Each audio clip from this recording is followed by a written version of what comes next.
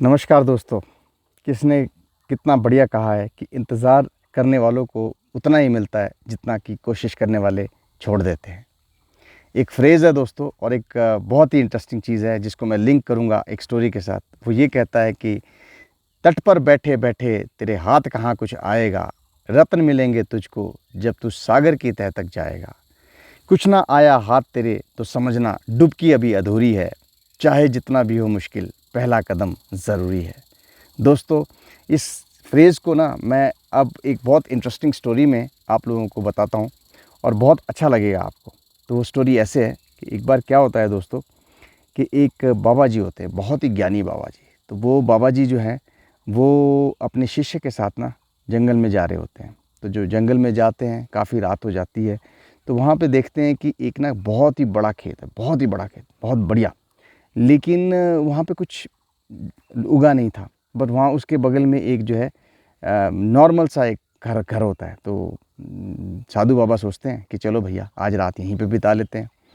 तो साधु बाबा अपने शिष्य को बोलते हैं कि चलो यार एक काम करते हैं, आज ये इस घर में रात बिताते हैं, इनको रिक्वेस्ट करते हैं। तो साधु बाबा जाते हैं, अंदर जाते हैं तो एक फैमिली दिखती है उनको।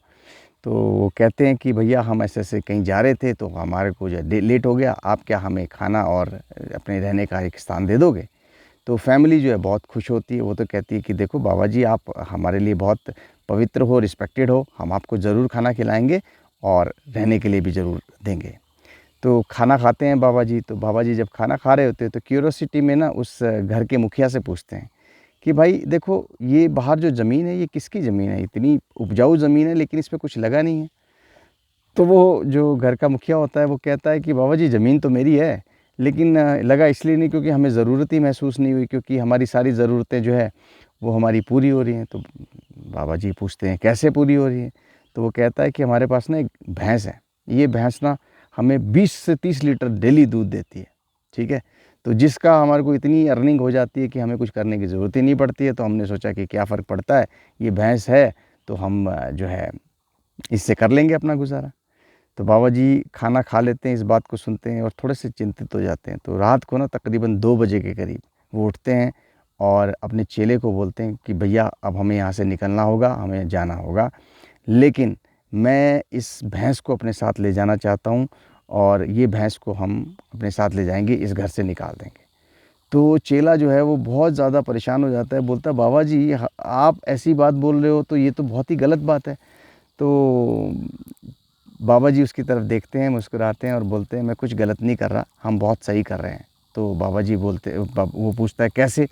तो बोलता है बस तू देखते जा, हम बिल्कुल सही कर रहे हैं। जस्ट इमेजिन कर कि अगर ये भैंस मर गई जिस दिन, उस दिन क्या होगा इन लोगों का? ये लोग तो भूखे मर जाएँगे। तो जो जो चेला होता है वो सोचता है चलो कुछ नहीं, बाबा जी कह रहे हैं तो कुछ अच्छा ही सोच के कह रहे होंगे। तो चेला जो है वो भैंस को लेके आता है और 2 बजे बाबा जी के साथ वो भैंस को लेके निकल जाते हैं, चेला और बाबा जी। तो जब जंगल में वो पहुँचते हैं, जंगल में पहुँचने के बाद बाबा जी उन्हें कहते हैं अपने चेले को कि बेटा अब ये भैंस को यहीं छोड़ दो, हम काफ़ी दूर आ चुके हैं, वो आदमी को ये भैंस मिलेगी नहीं, अब इसे यहीं छोड़ दो।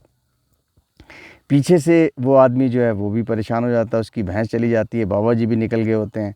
पर चलो समय बीतता है, सब कुछ सेटल हो जाता है। तो काफ़ी समय 10-15 साल होने के बाद जो बाबा जी का जो चेला होता है ना, वो बहुत ही बड़ा इंसान बन चुका होता है और बाबा जी गुज़र भी चुके होते हैं, क्योंकि काफ़ी टाइम हो जाता है।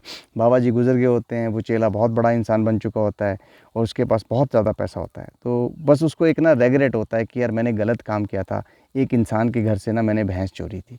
तो वो सोचता है कि यार मैं जो है ना अब उस इंसान की हेल्प करूँगा। तो बोलता है कि ठीक है मैं वहीं जाता हूँ जहाँ पे वो इंसान रहता था। तो वो चेला चला जाता है। जब वो चेला जाता है तो जाने के बाद देखता है कि वो जगह पे एक बहुत बड़ा बागीचा लगा होता है और बागीचे के बिल्कुल साथ में एक बहुत आलीशान घर बना होता है। चेला सोचता है कि भैया मैं शायद गलत जगह पे आ गया। तो वापस जाने लगता है तो उतने में ही घर से एक इंसान निकलता है अपनी गाड़ी में बैठने के लिए। तो चेला उस इंसान को देखता है तो उसे याद आता है कि भैया ये तो वही इंसान है जिसके पास हम लोग रुके थे। तो फिर वो पीछे जाता है, उसके पास जाने के बाद उसे कहता है कि भाई आपने पहचाना मुझे? उसने बोला हाँ भैया मैंने तो तुम्हें पहचान लिया, तुम वही हो ना जो 15 साल पहले बाबा जी के साथ मेरे घर पे आए थे। तो चेला जो है वो सोचता है कि भाई अब तो ये गालियाँ निकालेगा, बहुत मुझे जो बुरा भला कहेगा और शायद मारे भी। तो वो उसे कहता है जो इंसान घर जो जिसका बंगला बन गया होता है वो कहता है कि भाई तुम एक काम करो, तो पहले तो अंदर आओ, मैं तुम्हें बहुत खाना पिलाना बढ़िया तुम्हारी वो करना चाहता हूँ, क्योंकि तुमने मेरी ज़िंदगी बदल दी। अब वो चेला सोचता है यार ये कैसे हो गया, ये तो बिल्कुल मेरी बहुत इज़्ज़त कर रहा है।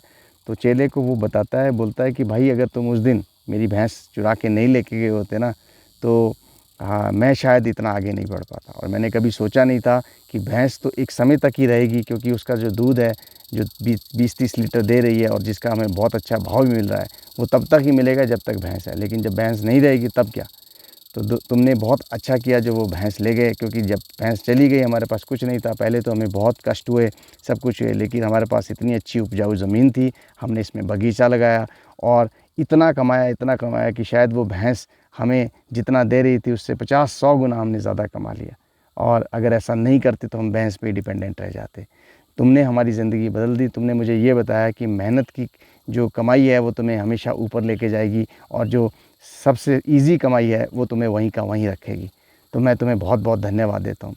तो दोस्तों मैं एक बार फिर दोहराना चाहता हूँ कि तट पर बैठे बैठे तेरे हाथ कहाँ कुछ आएगा, रत्न मिलेंगे तुझको जब तू सागर की तह तक जाएगा। कुछ ना आया हाथ तेरे समझना, मंजिल या डुबकी अभी अधूरी है, चाहे जितना भी हो मुश्किल पहला कदम ज़रूरी है। सो दोस्तों अपने लाइफ में ना कितना भी टफ़ सिचुएशन हो, आपको सिर्फ़ और सिर्फ एक चीज़ करनी है कि आपको एफ़र्ट करना छोड़ना नहीं है। मुझे उम्मीद है आपको ये मेरी स्टोरी अच्छी लगी होगी। Please like, subscribe and forward my channel. आपका अपना Nitesh Gupta. Thank you very much.